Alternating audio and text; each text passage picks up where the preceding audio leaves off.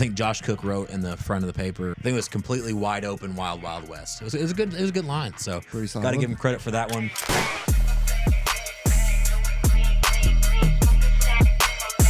Welcome back to another episode of the Sectional Show. We're ending this segment with 1A, another sectional that's, if not the best 1A sectional in the state, top 2, because the other one's going to meet in regionals. Certainly very competitive. There's 4 or 5 pretty good, solid teams in here.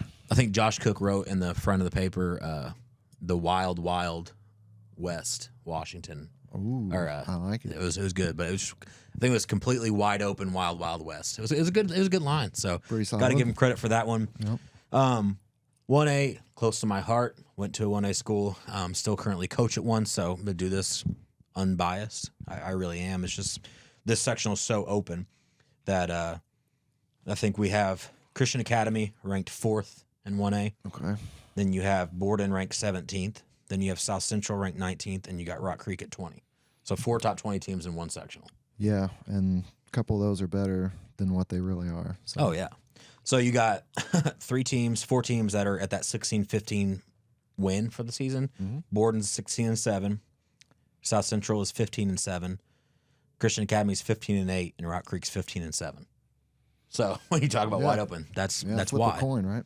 So yeah, and then this team moved to an 8-team sectional, which I hate.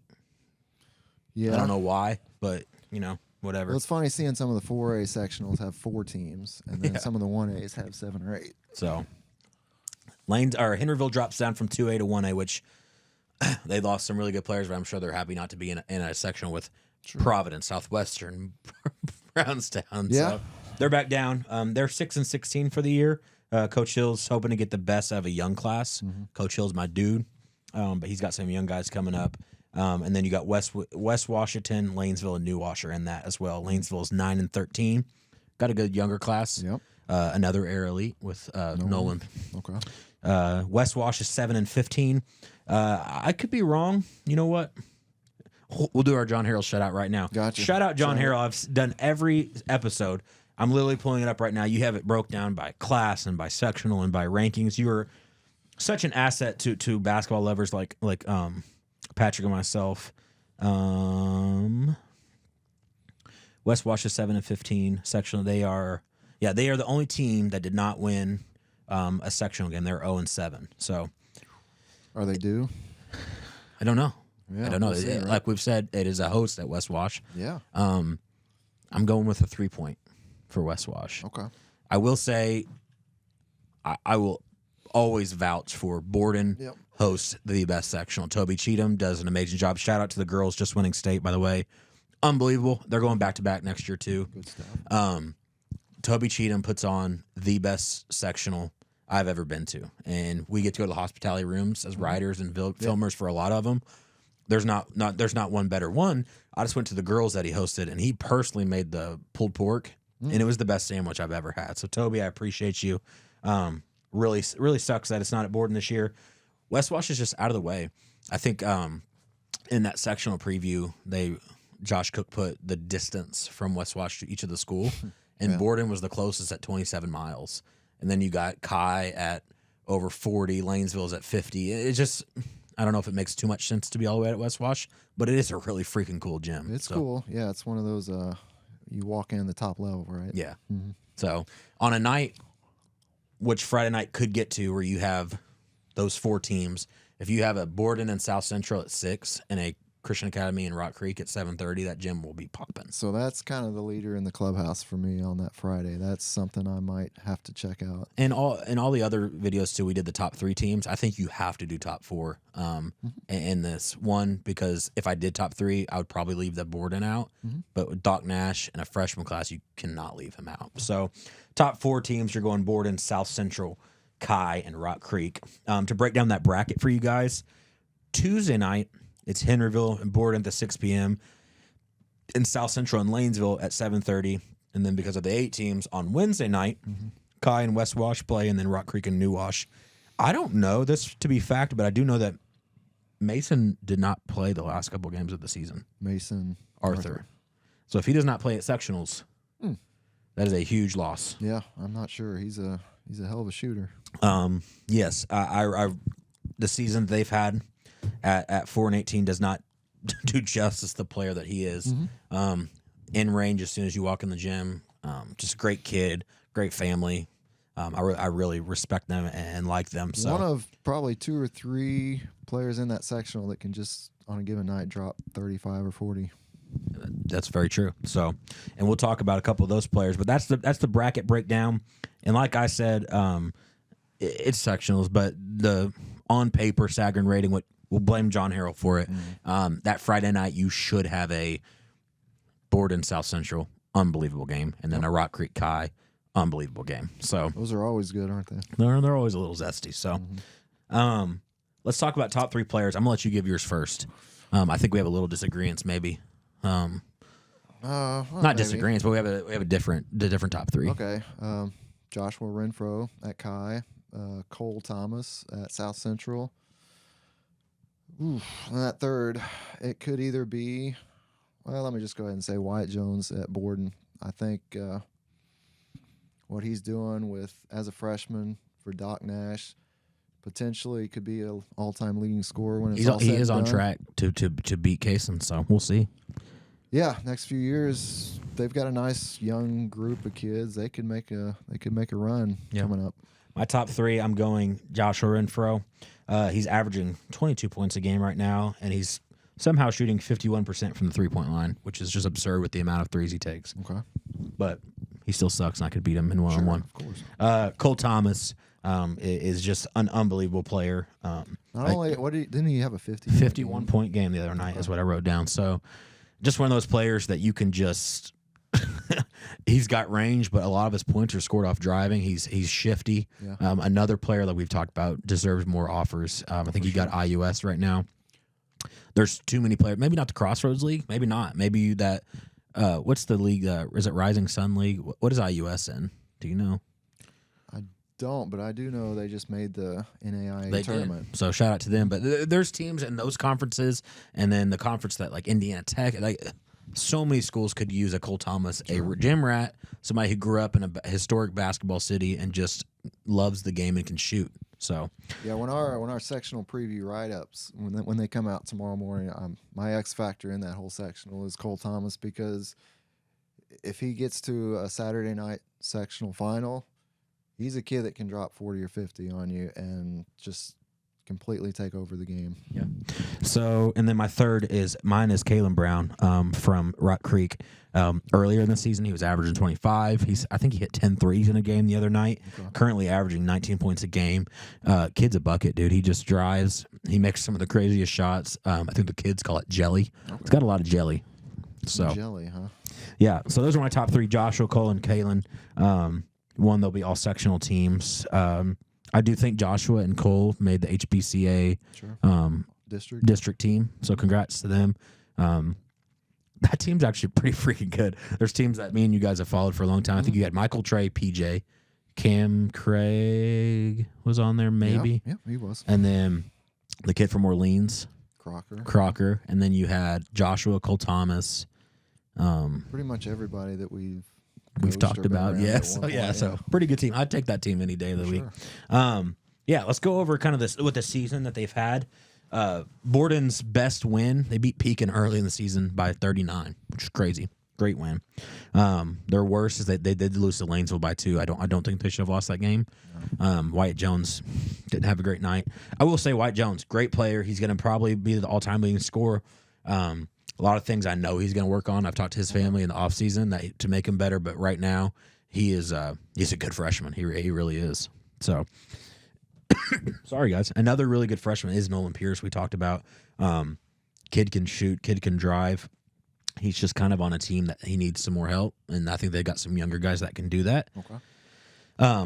Chi, opening game of the year, what was supposed to be 2 really good teams. Chi ended up beating Trinity Lutheran by I think it was 40 plus. Yeah. So at Lagodi, I think that was not expected.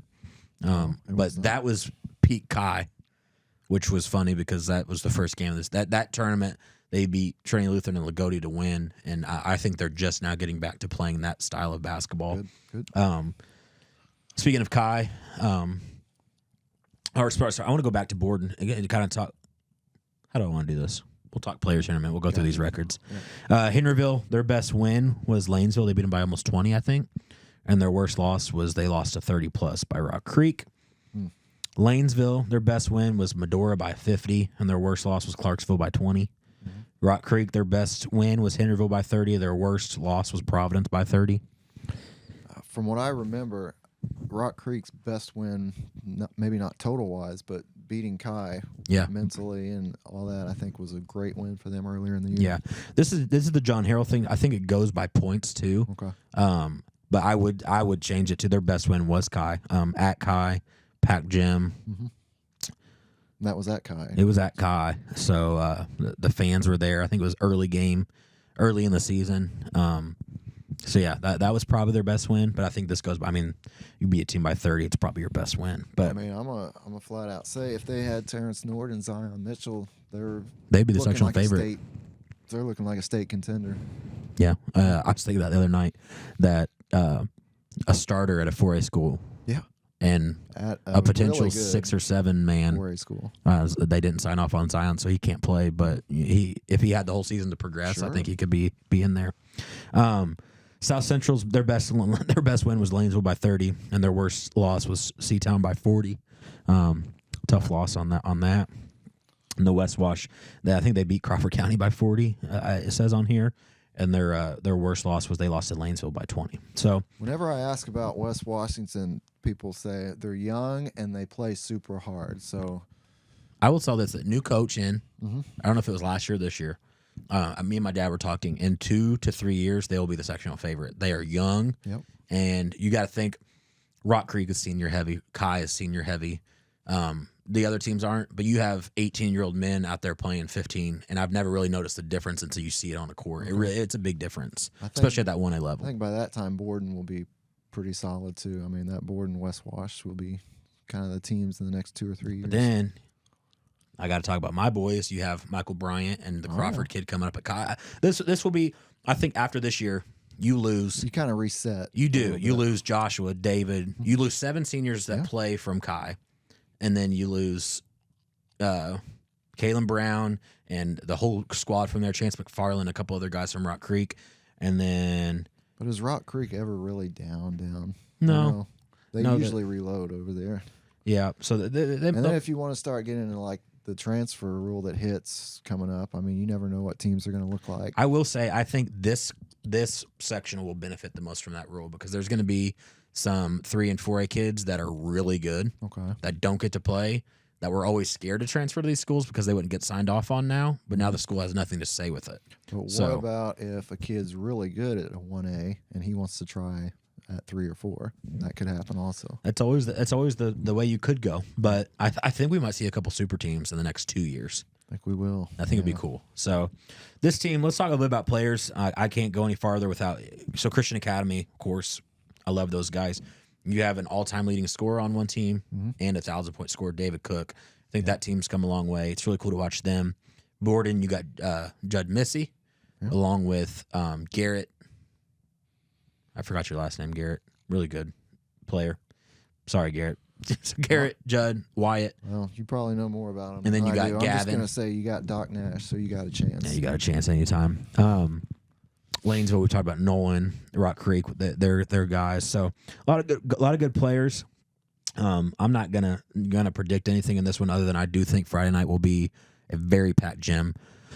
That top game, like you said, Cole Thomas is vile to go off for 40 or 50 any night he wants. So, but then I noticed Kai has beat South Central pretty handily the last couple of years they've played.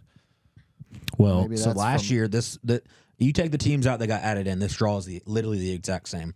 Borden and South Central play beforehand. Kasem plays really good, but they lose the game. Kai and Rock Creek play. And Kai wins in overtime. And then you go play the sectional final. Kai's winning by 15 or so, and then it's a 2-point game with 40 seconds left. And I think Kai with free throws ends up winning by 7, but it's the exact same draw, which is funny. But I don't think last year they had Christian Kuiper, who was you just magneted that to the mic. That's pretty cool. You can play. Sweet. So I think this, out of all of the sectionals, this one's the most wide open. You got a lot of good players, and at the 1A level, really anything can happen. Yeah, like I said, you got 4 or 5 that can win this thing. Yeah. Well, I appreciate you guys. Do I have to make a call, or you want me to You make the a call? Yeah, you make it. I don't care.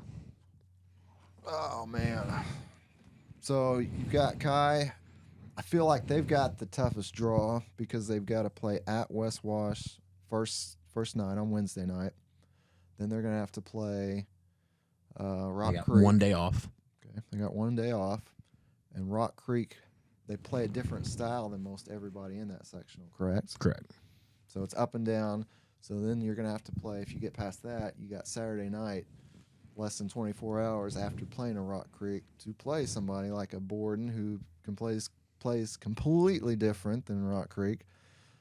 So the draw did not do Kai any favors, but give me the team with the best players, and I am going with Kai. I feel like 5 or 6 seniors, it's their time to make some noise. You would end up playing like a Bar Reeve again, or Orleans in a regional. That regional issue is Wagner just tore his ACL, which sucks for them. He's the best player, and Orleans is playing really good ball. So I would probably say Orleans wins that one. But yes, but Bar Reeve's Orleans, they haven't won that sectional in a while, and Bar Reeve continues to keep winning.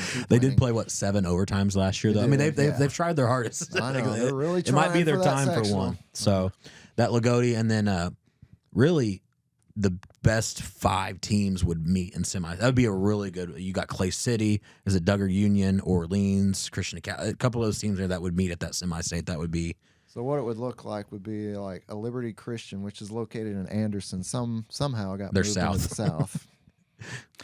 Then you've got Lutheran or Indy Metro, who's a top 10 team.